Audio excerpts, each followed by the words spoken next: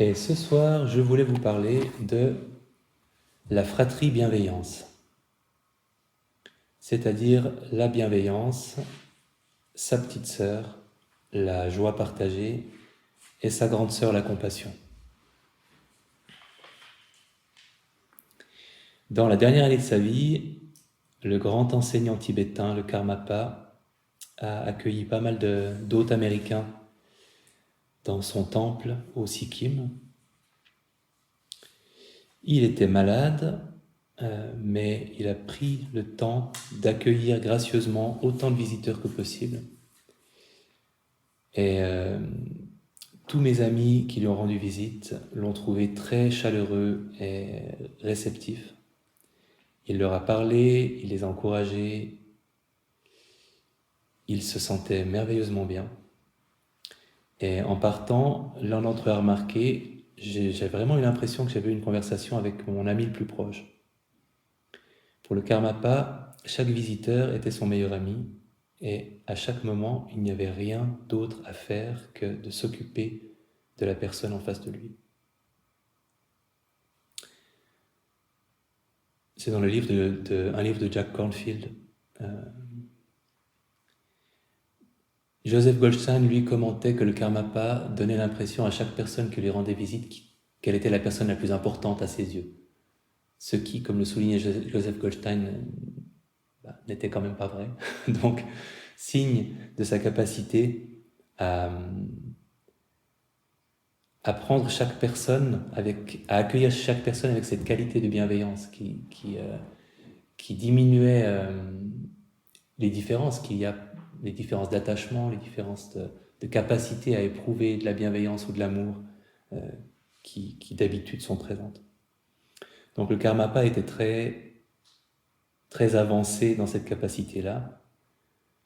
Je cite souvent aussi j'ai déjà cité cette semaine la citation du Dalai Lama, j'essaie de rencontrer chaque personne comme si c'était un vieil ami. C'est quand même une compétence impressionnante si on y arrive vraiment. Que chaque personne qu'on croise, elle ait vraiment le sentiment comme l'avaient ces visiteurs du Karmapa, d'être une personne très importante, d'être une personne proche, aimée.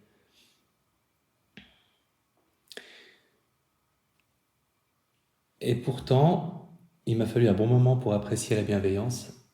Je rappelle que la première fois que j'ai pratiqué une méditation de bienveillance, c'était dans un cadre où une voix lugubre énonçait des phrases « que tu sois heureux », que tu sois... Et j'accrochais pas. Déjà, le « que tu sois », j'accrochais pas, parce que ça faisait trop chrétien pour moi. Puis j'étais venu méditer, j'étais pas venu pour trouver un contexte religieux. Et puis le ton de la voix était vraiment triste, du coup, pour une idée de bienveillance. Et en plus, j'étais venu chercher la méditation comme un moyen d'être mieux, de mieux dormir, de diminuer mon stress, ma souffrance psychologique. Et j'étais pas du tout convaincu que cette histoire de souhaiter les trucs, un peu prêchi-prêcha, allait me servir à quoi que ce soit. Donc j'ai fermé mes oreilles. Et j'ai eu tort. Mais il m'a fallu beaucoup de temps et des meilleures circonstances pour réaliser ce que ça pouvait vraiment m'apporter. Entre autres, ça je vous l'avais dit aussi il y a 1 ou 2 jours, mais j'avais toujours pensé que la bienveillance était quelque chose qui était inspiré par les autres qui nous donnaient envie d'être bienveillants envers eux. Et de réaliser qu'on pouvait la fabriquer soi-même, faire sa petite cuisine bienveillante et qu'on n'avait pas besoin de facteurs extérieurs pour qu'elle apparaisse, qu'on pouvait la générer. Quand j'ai compris ce que ça impliquait, là j'ai réalisé l'importance de cette émotion-là, de cet état d'esprit-là.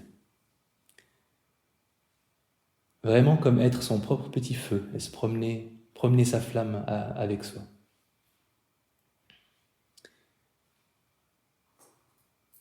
Et comme une flamme, et ça c'est le Karmapa qui montre l'exemple, ça réchauffe de façon indistincte tout ce qui est autour d'elle. La flamme, elle ne choisit pas de davantage réchauffer les gens qu'elle aime plus.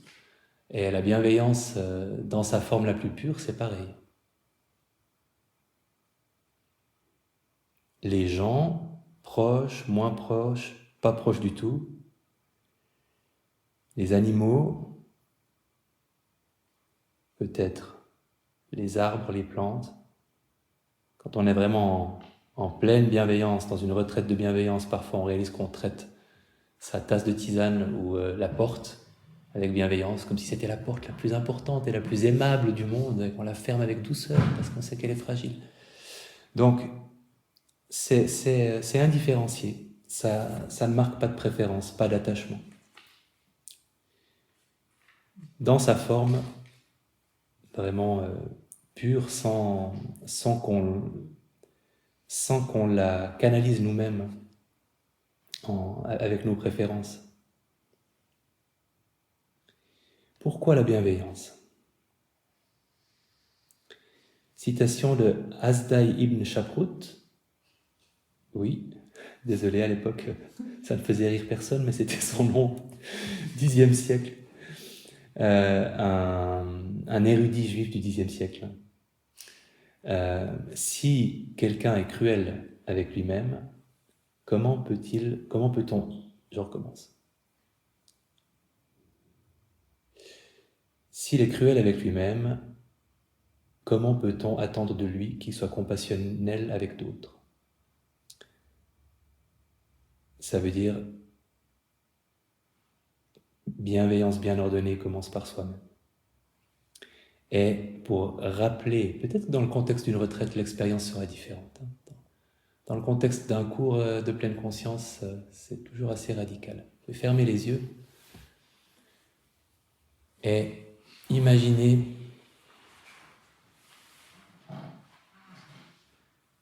que quelqu'un que vous aimez beaucoup a oublié un rendez-vous important. Par exemple, un rendez-vous médical.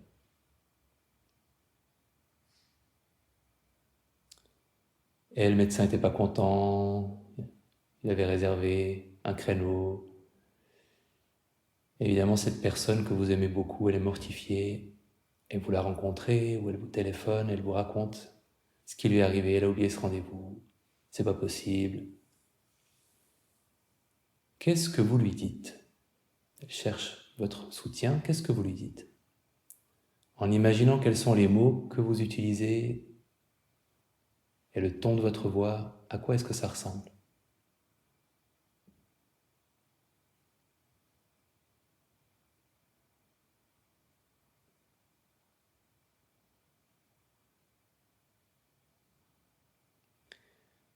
Très bien.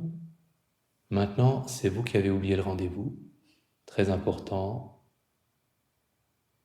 Qu'est-ce que vous vous dites à vous-même quand vous réalisez que vous avez oublié?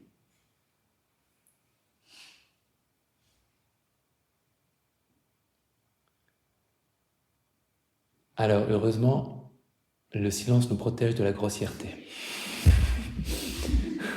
Mais il y a une différence, j'imagine que vous en avez observé une. Et c'est pour ça qu'on a besoin de bienveillance.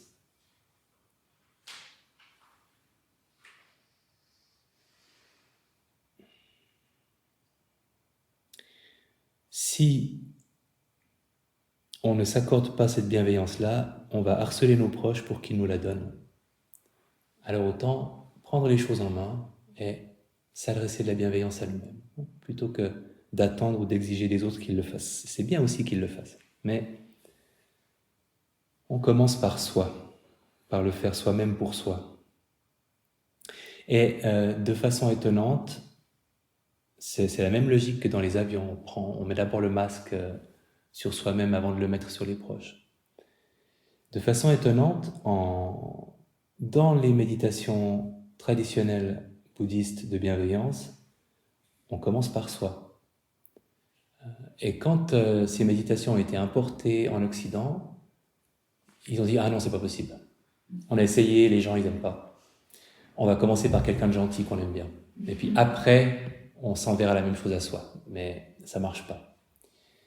Et je continue à être partagé. D'un côté, je me dis, si c'est facilitant dans cette culture-là, ok, on peut le faire différemment. Finalement, on va quand même passer par toutes les étapes de la méditation, donc c'est pas très grave.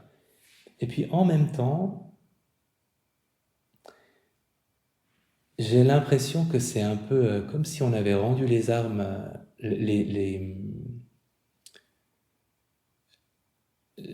personnes qui ont apporté cette méditation, elles étaient toutes de culture judéo-chrétienne, où il y a beaucoup de présence de cette figure de sauveur et de martyr qui se fait passer lui-même après les autres, et où c'est très valorisé.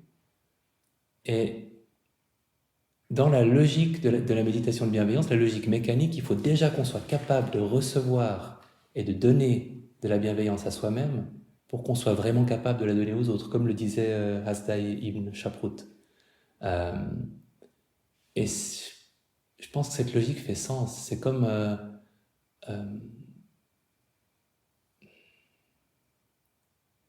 si on n'a pas ouvert notre cœur à la capacité d'être aimé, de s'aimer, je ne crois pas que l'amour qu'on dirige ensuite a la même saveur ou la même qualité. Mais en même temps, sur le plan pratique, je sais que les deux marchent. Donc je vous laisse méditer là-dessus. C'est aussi pour ça que je prends une espèce de compromis. Souvent, je nous fais commencer par nous, mais en imaginant d'abord une figure bienveillante qui nous souhaiterait à nous quelque chose de bienveillant. Et du coup, on n'a pas tout de suite, on a une espèce de médiateur, on n'a pas tout de suite à nous souhaiter quelque chose à nous, si on a l'impression quelque part que c'est égoïste ou qu'on a de la peine à le faire. On utilise quand même quelqu'un dont on accepte la bienveillance pour nous souhaiter quelque chose, et ensuite on reprend la balle au bond et on se le souhaite à soi. Et c'est peut-être un compromis entre les deux cultures.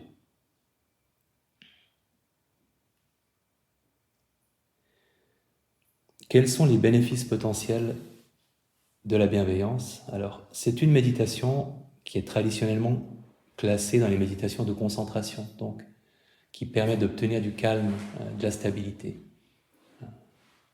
Et ça marche, ça peut marcher dans ce but-là. On peut en obtenir du bien-être. Plus généralement, on cultive un écosystème émotionnel plus sain,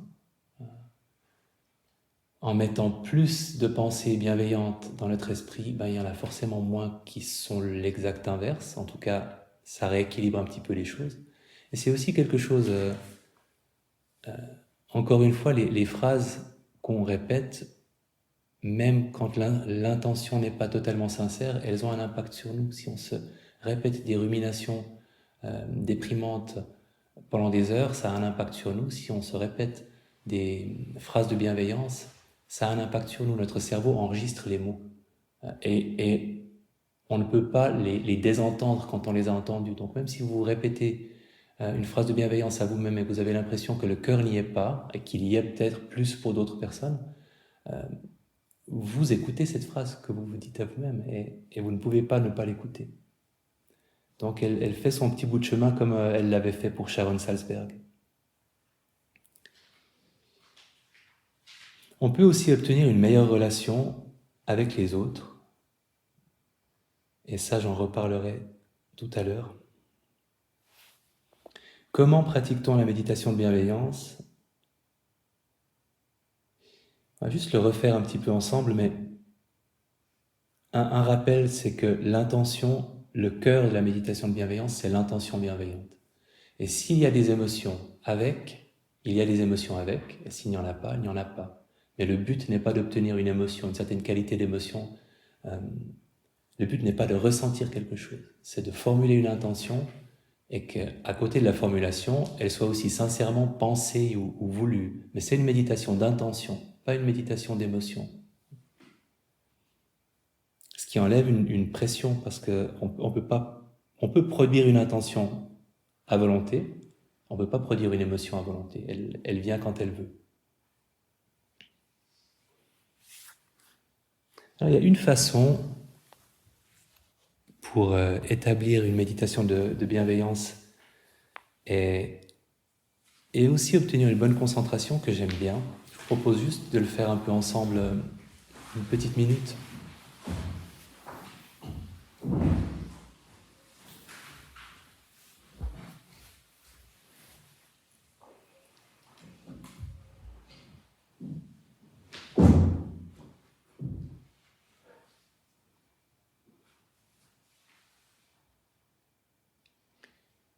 Et j'ai introduit des fioritures qu'il n'y a pas toujours. Une chose qu'on peut faire avant la méditation de bienveillance, avant de commencer à adresser les intentions, c'est de se concentrer sur la région du cœur. C'est quelque chose que je proposais il y a quelques années. De sentir cette partie-là qu'on associe à la bienveillance, à l'amour, à la générosité, et qu'on associe à notre vie émotionnelle en général. Et installer, déposer notre attention à cet endroit. Et on peut le faire ensemble.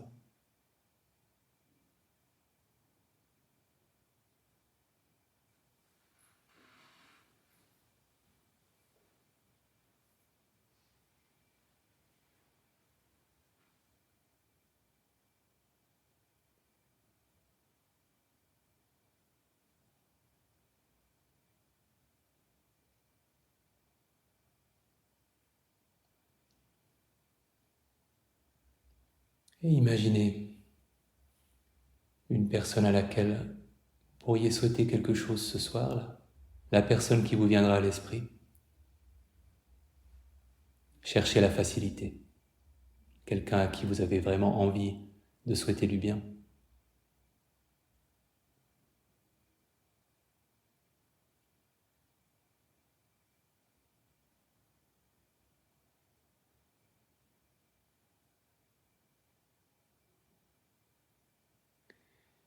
Et en ayant cette personne à l'esprit,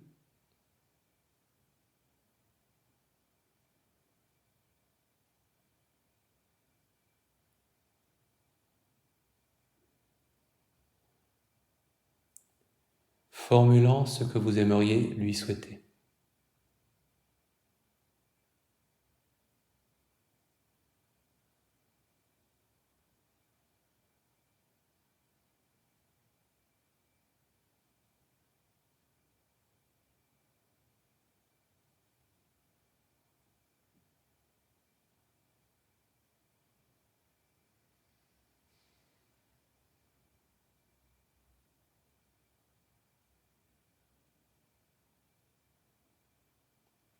Et quand vous avez une phrase, avant de lui adresser votre phrase, vous pouvez imaginer la personne.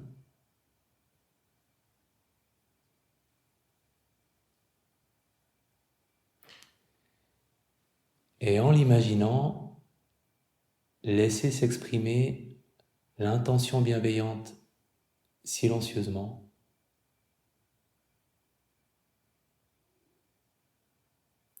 Et lui adresser votre phrase.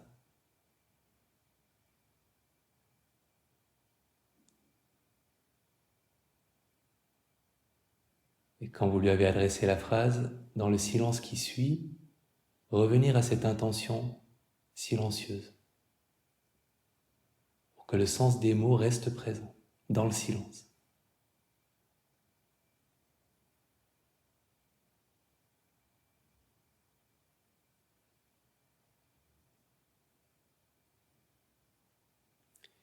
Et vous pouvez continuer,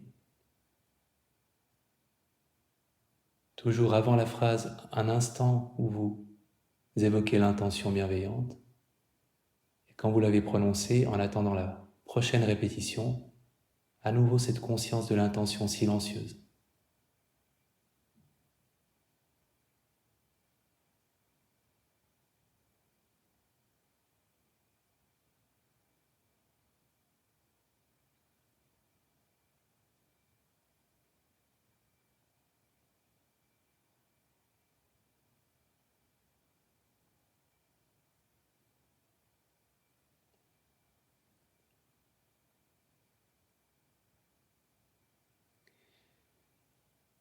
Et en observant ce qui change pour vous si vous ajoutez le nom de la personne à votre souhait.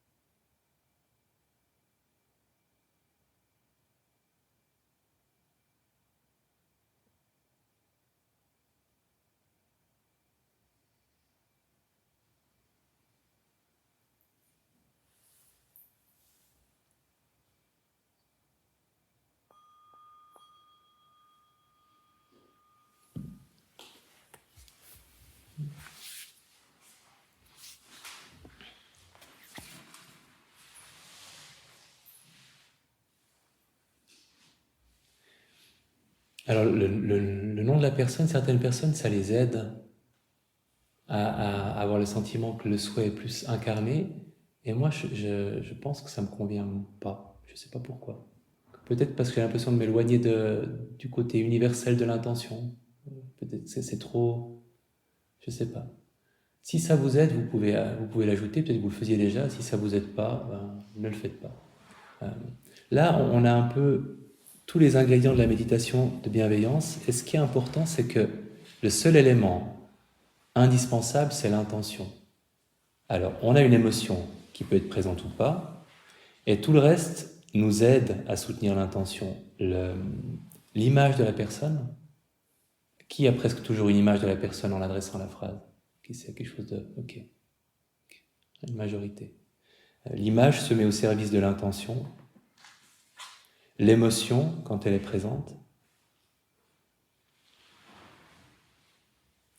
Et par moment, on peut laisser la phrase et n'avoir que l'image et l'intention.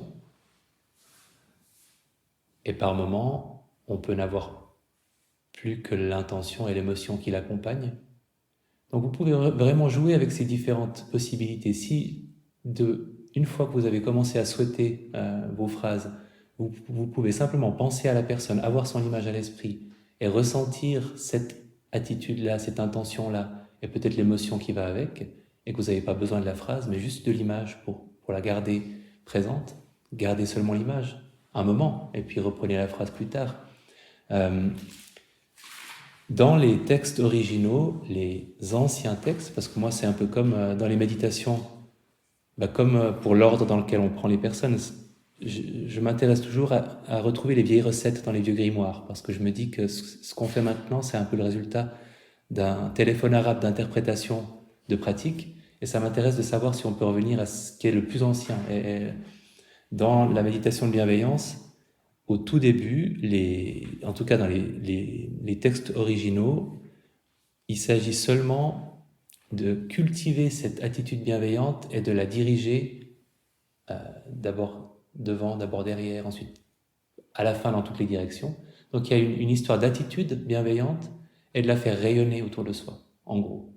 Et dans les commentaires, ils ont ajouté des phrases. Et à partir de là, on a retravaillé ces phrases. Donc dans les commentaires des textes bouddhistes par des universitaires qui essayaient de les rendre plus intelligibles, ils ont rajouté des phrases. Et à partir de là, on a adopté ces phrases, plus dans certaines traditions que dans d'autres, je crois. Et dans la MBSR, on a gardé cette idée de phrase. Mais la phrase est seulement là pour être au service de l'intention. Elle a ça d'utile que c'est un assez bon objet de méditation. Donc, ça nous aide aussi à rester dedans et à pas divaguer trop. Mais c'est pas indispensable. Donc, si à un moment vous sentez que vous pouvez vous en passer, que vous pouvez garder l'intention présente, vous pouvez tout à fait le faire. Et vous appuyez seulement sur une image, par exemple. On progresse habituellement à une personne neutre, quelqu'un qu'on ne connaît pas bien, avec qui on n'a ni bonne ni mauvaise relation, et à une personne difficile. C'est vraiment cette idée de la bienveillance qui ne discrimine pas en fonction de ce qu'on pense d'une personne ou d'une autre, de la qualité de la relation.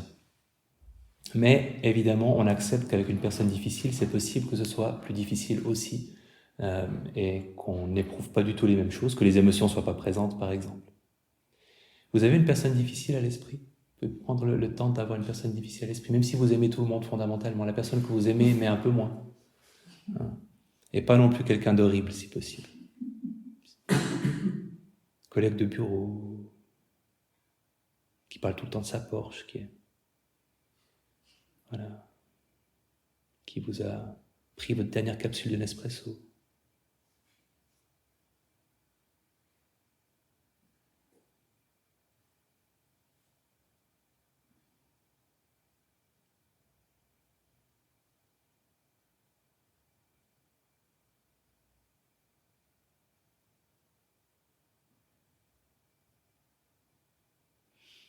Vous avez trouvé quelqu'un? Tout le monde a quelqu'un?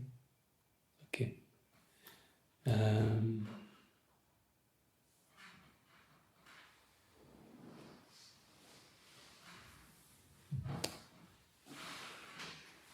Ok, j'en ai trouvé un.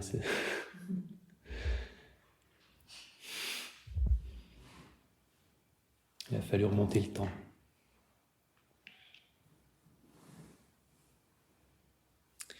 Alors, essayez d'imaginer cette personne. Imaginez cette personne en train de regarder un coucher de soleil et de trouver ça beau.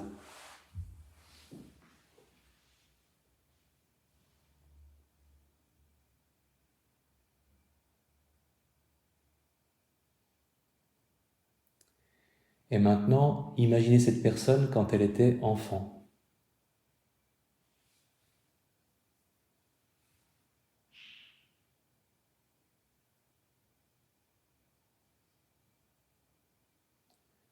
Ok, voilà deux de mes trucs.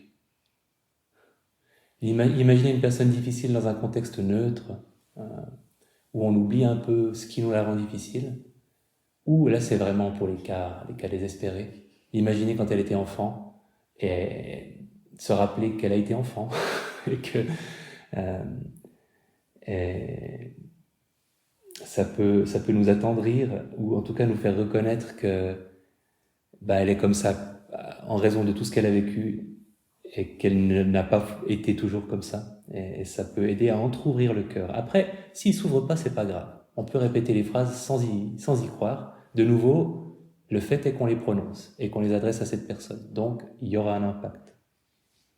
Peut-être sur le très long terme avec certaines personnes.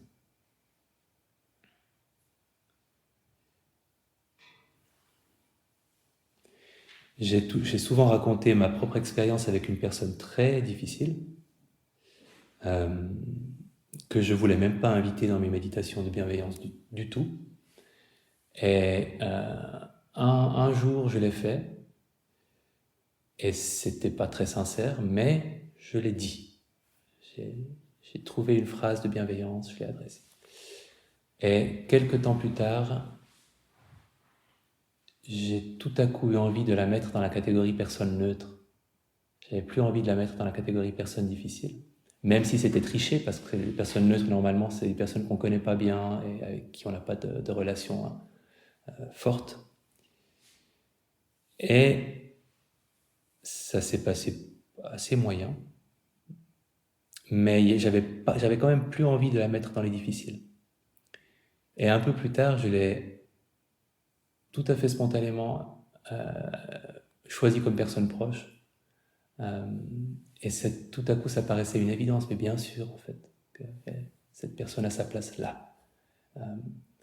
Et je l'ai fait complètement sincèrement. Il y avait vraiment le barrage, je sais pas, de ma rancœur, c'était petit à petit fissuré à force que je l'invite en personne difficile ou en personne neutre. Et c'était, non, évidemment que c'est une personne proche, elle mérite d'être dans les personnes proches qu'on aime et à qui on souhaite du bien. Et ce que j'ai trouvé fantastique, c'est que d'une part, j'ai rien fait. Je veux dire, j'ai pas invité cette personne à boire le thé chez moi pour qu'on règle nos vieilles histoires. On n'est pas allé en médiation, on n'a pas fait une psychothérapie de groupe. C'était complètement dans la sécurité de mon petit cocon méditatif que j'ai pu faire ce travail. Et il a eu des conséquences sur ma relation avec cette personne-là, concrètes. Ça a changé ma relation avec elle.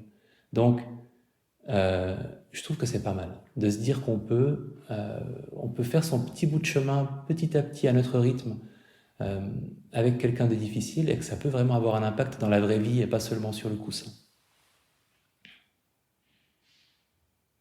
Et ça m'a encouragé à continuer d'inviter des personnes. Là, j'en ai peu à l'esprit en ce moment, mais quand j'en ai, de les inviter dans la méditation de bienveillance.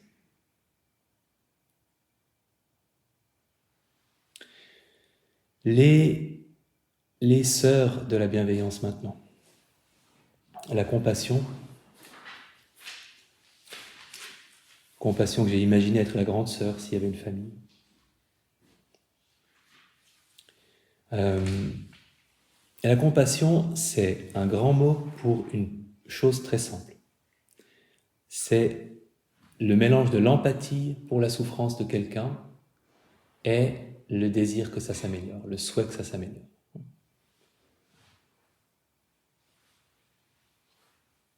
Et c'est beaucoup, beaucoup plus intéressant que la plupart des autres émotions ou états d'esprit, intentions, états d'esprit qui peuvent nous habiter quand on est confronté à la souffrance de quelqu'un. Par exemple, colère contre l'origine de la souffrance, tristesse, honte ou culpabilité parce que pour nous ça va bien, ou parce qu'on a l'impression d'y avoir contribué, indifférence, anxiété. Je dis indifférence parce que c'est quand même un mécanisme de protection très courant.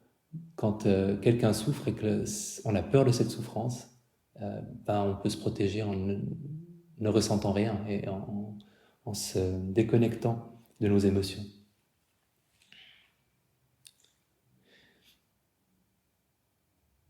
Et la compassion, c'est cet état d'esprit qui nous donne un moyen d'être en relation avec la souffrance de quelqu'un, de nous ouvrir à cette souffrance-là, de ne pas nous fermer par l'indifférence,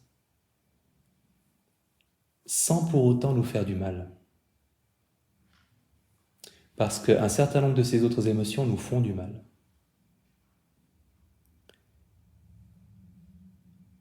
Par ailleurs, la compassion est aussi un des précurseurs de l'action. Si on est face à la souffrance de quelqu'un, sentir cette souffrance, l'accueillir et lui souhaiter que ça s'arrange, c'est l'étape juste avant, faire ce qu'on peut pour que ça s'arrange, si on peut faire quelque chose. La tristesse, non. Ça peut dans un deuxième temps, parce qu'en fait, elle peut faire naître de la compassion. C'est pas des compartiments qui s'excluent mutuellement et qui sont incompatibles. Mais la tristesse peut nous paralyser aussi. La compassion, c'est un état d'esprit qui pousse à l'action, quand l'action est possible.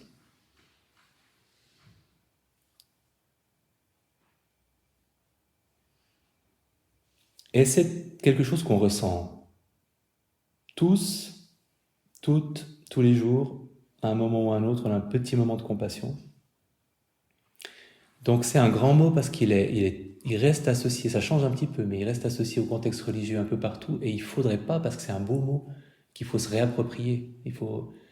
Parce que si on n'utilise pas ces mots pour décrire ce qu'ils désignent, c'est aussi l'état d'esprit lui-même qui est moins présent. D'avoir des mots qui permettent de parler des états d'esprit, c'est aussi ce qui les fait vivre et nous les fait remarquer.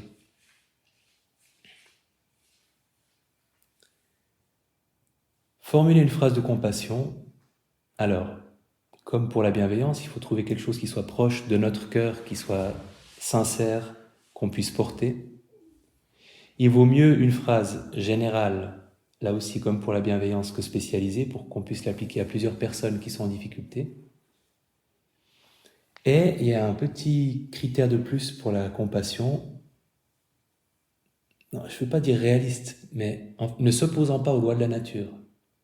Si vous pensez à quelqu'un qui souffre à cause d'un accident qui lui a fabriqué des douleurs au dos et que vous aimeriez bien que cette personne aille mieux, Vous ne pouvez pas lui souhaiter de ne pas avoir eu un accident ou de ne pas avoir le dos dans l'état dans lequel elle l'a. Donc, pour pas que notre intention se heurte au mur de la réalité et qu'on réalise bien qu'en le disant, en fait, c'est une espèce de souhait qu'on fait au passage d'une étoile filante et c'est pas une intention de compassion à proprement parler parce qu'on sait que ça peut pas arriver. Donc, quelque chose qui puisse arriver. Euh, que, et souvent, tout ce qui porte sur la vie émotionnelle des personnes, évidemment, ça, on peut toujours le souhaiter. Donc, qu'elle trouve le chemin du bonheur dans les circonstances difficiles qu'elle traverse, cette qualité-là d'intention, on peut toujours la souhaiter, mais il faut essayer d'en formuler une qui ne nous mette pas en situation d'impossibilité de la voir se réaliser pour que notre cœur suive, pour pas que on ait l'intuition qu'on est en train de lui souhaiter quelque chose qui peut pas se produire. On peut essayer une toute petite méditation de compassion.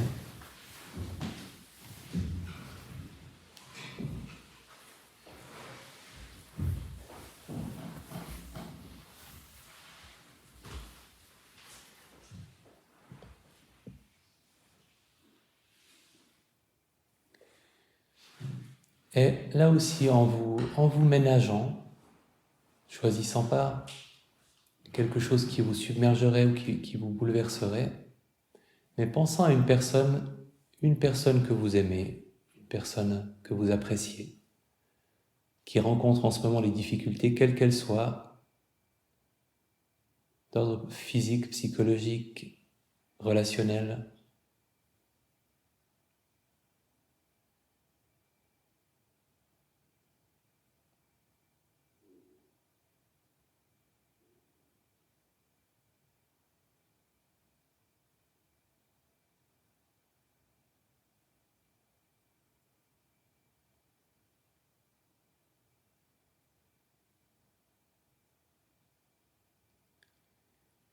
Quand vous avez quelqu'un à l'esprit, laissant cette personne occuper l'espace,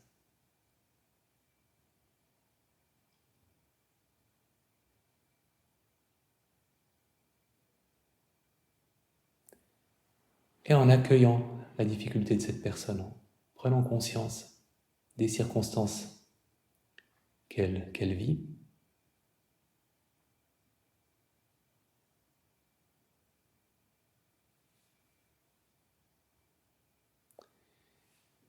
et en formulant ce que vous aimeriez lui souhaiter. Qu'est-ce que vous lui souhaitez ?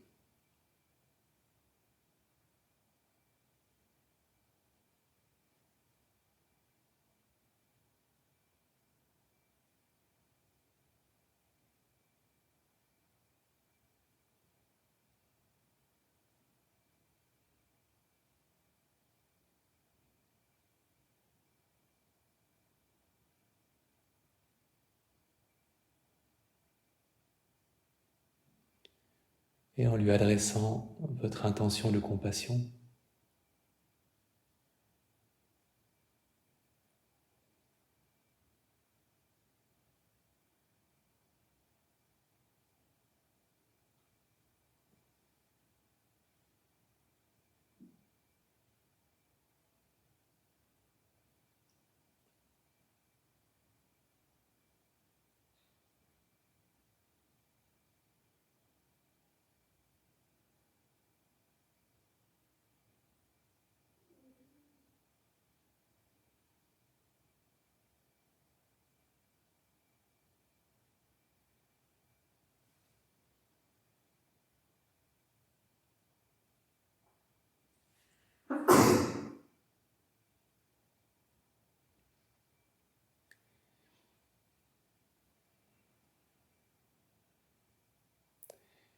et en prenant conscience des personnes autour de vous, dans la salle,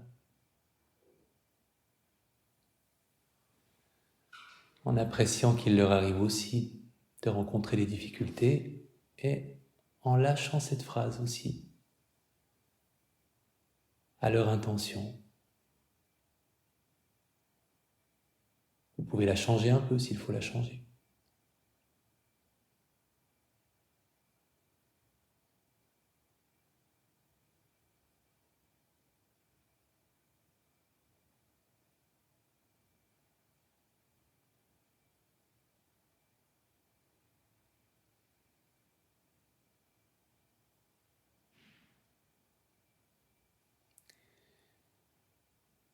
Et en laissant cette intention de compassion s'exprimer silencieusement, intérieurement, rayonner pour toutes les personnes qui rencontrent des difficultés autour de vous, aussi loin que votre imagination puisse porter.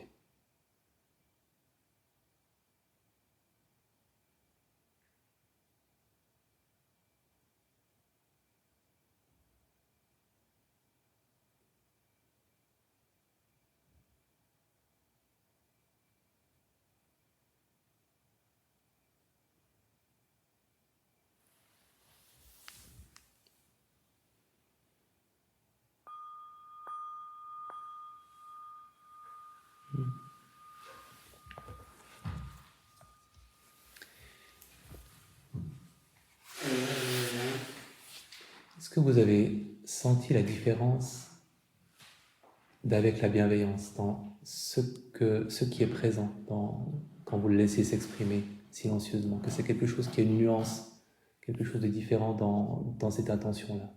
Pour qui c'était clair qu'il y avait une différence, qu'il y en avait une? Okay. Pour qui c'était un peu la même chose? Ouais. Il n'y a pas de mauvaise réponse, les deux choses sont vraies. Ça dépend aussi à qui on s'est connecté et quelle est la situation de la personne qui nous a servi de point de départ pour ça.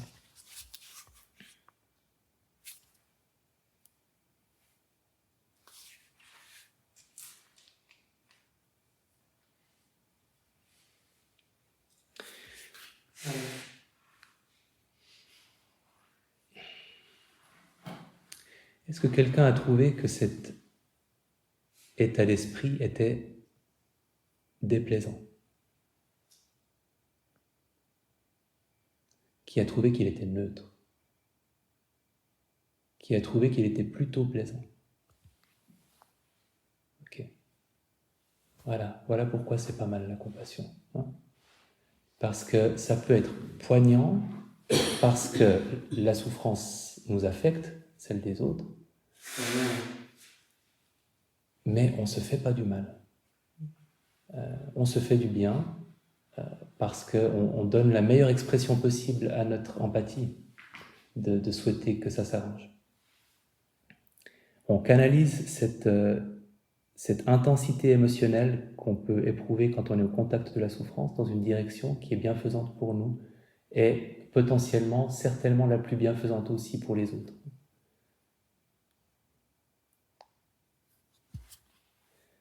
Pour moi, c'est un peu souvent mon ressenti de la compassion, c'est la bienveillance avec le sourire en moins, les larmes en plus, mais sans que ce soit désagréable à vivre. C'est juste la réalité de la personne à laquelle je pense qui change la physionomie de mon visage. Mais c'est toujours de la chaleur, c'est toujours une flamme, et je me fais du bien plus que du mal en étant dans cette disposition d'esprit-là.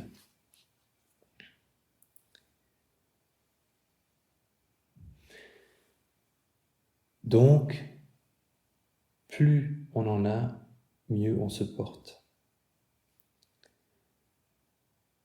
Comme j'en avais parlé pour les deuils, c'est un état d'esprit dans lequel on peut se réfugier quand beaucoup d'autres ne nous feraient pas du bien.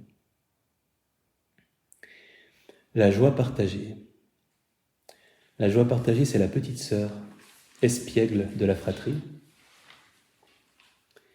La joie partagée est tellement étrangère à notre vocabulaire qu'on n'a pas de mots à part joie empathique ou joie partagée. Bravo aux Allemands qui ont mythe Freud. Je leur envie mythe Freud. Quel est le meilleur exemple? Qu'est-ce qui nous en inspire? Les enfants qui jouent dans un parc au bac à sable marchent assez bien. Les chatons qui courent après les pelotes de laine marchent très bien. C'est vraiment, ça marche. Parce qu'ils sont mignons, parce que c'est plus facile, par exemple, de ressentir du plaisir et de la joie en voyant un enfant qui rigole en se mettant du sable partout que votre patron qui vient de lancer, faire un strike au bowling dans la fête de la boîte de fin d'année, quoi. Alors que c'est pas juste, parce qu'il est heureux et on devrait aussi, avec la même facilité peut-être, mais voilà.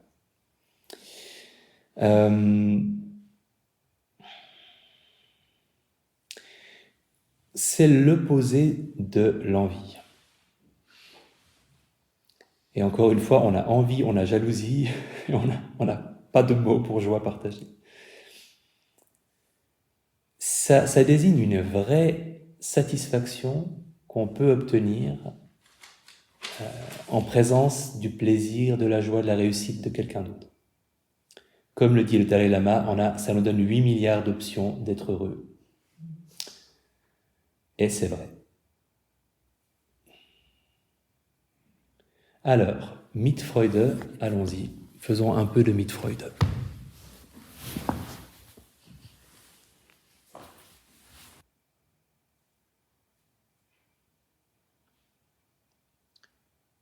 En imaginant une personne, alors que vous aimez bien, et qu'il vous est facile d'imaginer dans un moment de bonheur ou de joie, une personne qu'il est facile d'imaginer en train d'être heureuse.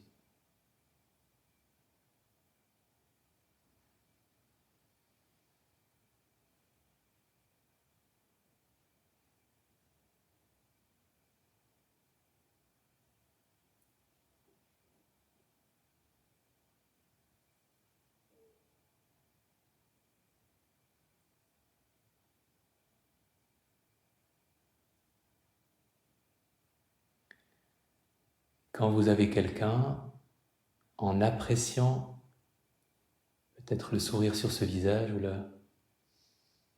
le bonheur de cette personne, en appréciant ce que c'est que cette qualité pour vous, d'être contente à l'idée du bonheur de quelqu'un d'autre, de vous en réjouir.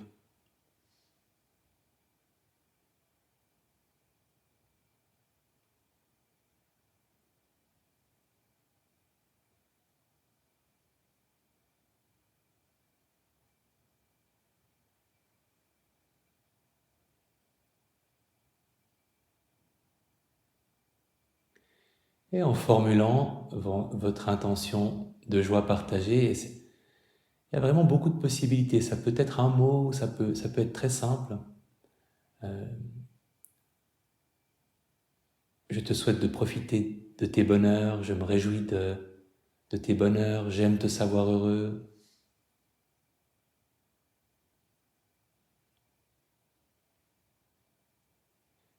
Quelle est la phrase qui vous permettrait le mieux d'exprimer que vous vous réjouissez de ces moments de bonheur et que vous souhaitez qu'ils continuent? L'un ou l'autre, ou les deux.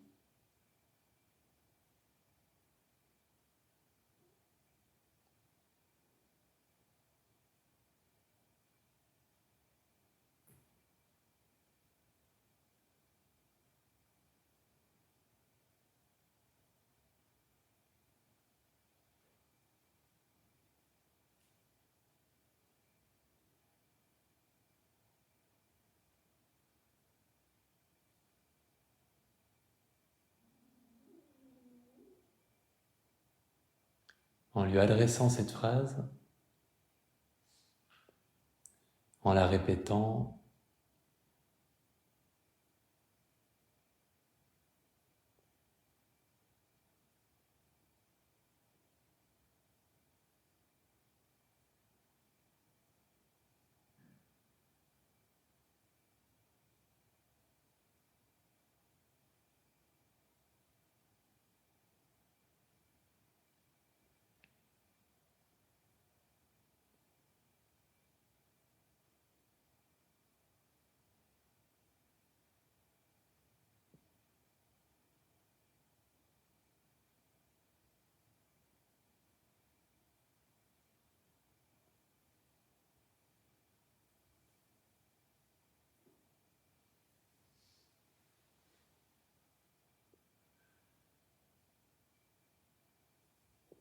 en prenant conscience des personnes autour de vous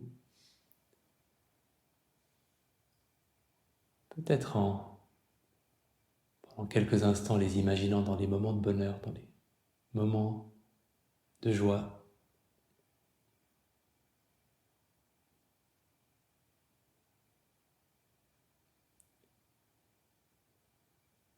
Et en leur adressant la même intention.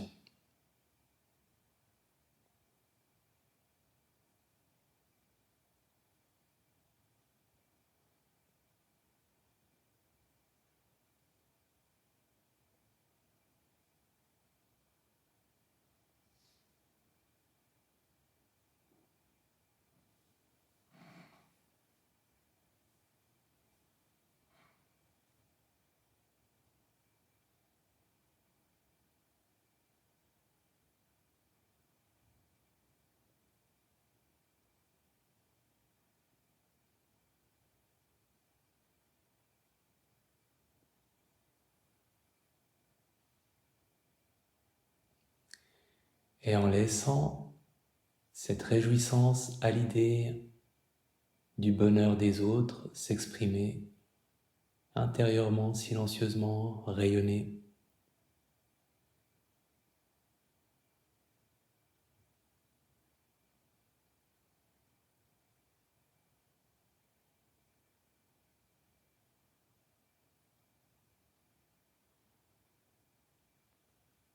Pour tous les chats qui courent après des pelotes de laine aussi loin qu'il y en a à la ronde.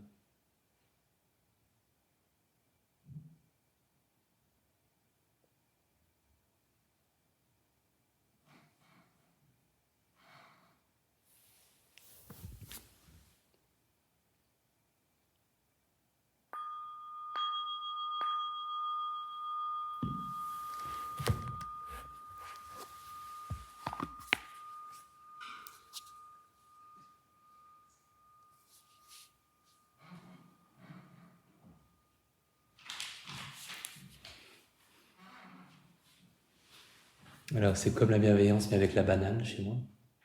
Le sourire est plus grand. Est-ce que vous avez apprécié une différence aussi dans la qualité de ce qui est présent, dans cette intention-là par rapport à la bienveillance? Pour qui c'est un peu pareil? Pour qui c'est différent? Ok, c'est plus net, hein, c'est normal. Alors voilà, là c'est vraiment... C'est scandaleusement sous-exploité. Parce que c'est vachement bien. Et c'est très sain aussi, parce que ça s'oppose à l'envie. Là, on parle des moments de bonheur, mais c'est aussi un état d'esprit qu'on doit pouvoir mobiliser face au succès de quelqu'un. Donc, c'est un état d'esprit sain. Et encore une fois, on est de bien mauvais esquimaux qui ont 27 mots pour la neige face aux émotions. Parce que aux émotions et aux états d'esprit en général, de ne pas avoir de mots pour ça, le grand Robert devrait avoir honte. Je crois vraiment qu'il n'y en a pas. Ou peut-être un mot qui vient du grec, qui a 27 syllabes, quoi, mais je n'ai pas l'impression qu'il y ait un mot simple pour ça. Problème avec ces états d'esprit, parce qu'il y en a. Problème qu'on peut rencontrer en tout cas. Parfois, ils attirent leurs opposés. Et c'est quelque chose qu'on entend souvent quand on est enseignant de méditation. Alors, je n'arrête pas de formuler des phrases bienveillance, mais il y a toutes mes pensées négatives qui remontent à la surface. Et parfois, ça arrive, comme un aimant qui attire ce qui est son contraire. Généralement, ça passe. Mais ça peut être déstabilisant quand on l'observe. Bon, évidemment, ça peut être aussi... ça se produit quand il y a de la résistance, quand on choisit la personne difficile, mais même avec une personne facile. Il y a parfois cette réticence à s'investir dans ces méditations parce que ça semble ne pas être sincère ou être un peu artificiel. Et j'ai toujours la même réponse. Il vaut mieux de la bienveillance artificielle et sans sincérité que de la malveillance bien sincère et naturelle. Et voilà, c'est tout. Comme on le sait, même si l'émotion n'est pas là, ça fait son travail, ça fait son bout de chemin.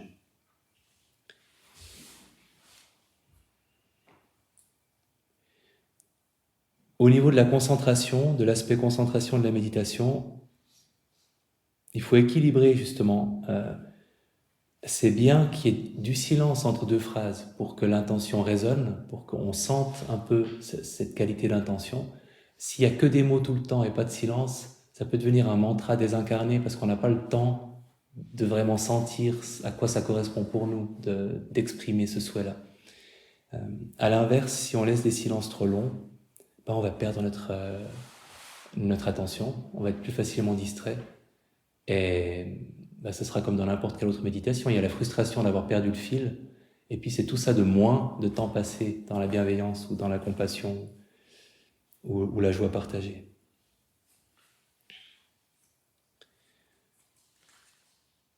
J'aime bien, en tout cas moi ça me convient bien, cette idée d'avoir un temps où on prononce les mots, on pense aux mots et à ce qu'ils signifient, et ensuite un temps de silence où on pense à l'intention derrière les mots. Déjà, ça occupe, au niveau purement concentration, au niveau vraiment technique, ça évite ces trous où on se met à penser à autre chose. Et puis, ça laisse de la place pour que la sincérité soit vraiment présente dans le silence, qu'elle ne soit pas portée que par les mots, mais aussi par, pas forcément un ressenti, mais en tout cas une expression silencieuse de ce qu'on veut adresser à la personne et pas juste lui réciter un texte. C'est parfois difficile de penser aux deux choses en même temps. Pendant une retraite, vous pouvez jouer avec ça. Quand vous croisez des gens, vous pouvez intérieurement avoir une petite intention bienveillante. Quand vous croisez des animaux aussi. Et regardez, j'avais fait ça, j'étais en séjour en Argentine et j'avais pas encore appris la langue, donc j'étais un peu limité. Et j'avais décidé que je passerais une journée entière à souhaiter des trucs bienveillants à tous les gens que je croiserais. Et alors je choisissais suivant les personnes, suivant celles que je sentais plus vulnérables, je leur souhaitais des choses différentes, etc. Et il n'y avait pas forcément toujours beaucoup d'intention, c'était un truc que j'avais décidé de faire, donc j'avais fait. Mais parfois, la sincérité n'y était pas, il y avait juste une phrase que je lâchais dans l'air. Et j'avais été surpris à la fin de la journée de réaliser à quel point je me sentais bien. Donc de nouveau, même quand on le fait un peu machinalement, ça fait quelque chose. Donc vous pouvez le faire. Avec ou sans phrase, ça peut être aussi juste l'intention silencieuse. Et parfois, vous pouvez même essayer avec les portes. Elles ont besoin d'amour ici. Quelques-uns des bénéfices traditionnels attribués, je ne vous les cite pas tous, parce qu'il y en a qui sont vraiment liés aussi à la métaphysique bouddhiste.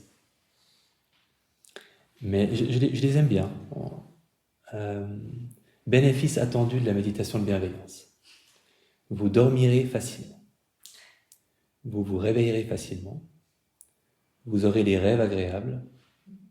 Les gens vous aimeront. Les animaux vous aimeront.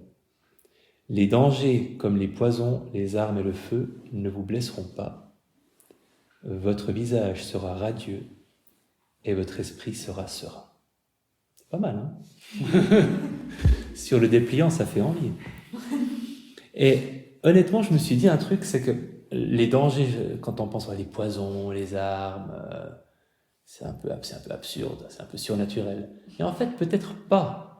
Parce qu'une personne qui est hyper bienveillante tout le temps, qui aurait la moindre raison de lui balancer une arme, de verser de la morora dans son café, ou de lui mettre le feu? Je pense qu'il y avait quelque chose c'était pas forcément une référence à quelque chose de surnaturel, c'est concrètement quelqu'un d'hyper bienveillant, il y a pas mal de trucs qui vont pas lui arriver, de mal. Donc peut-être qu'en effet cette personne est à l'abri des poisons, des armes et du feu.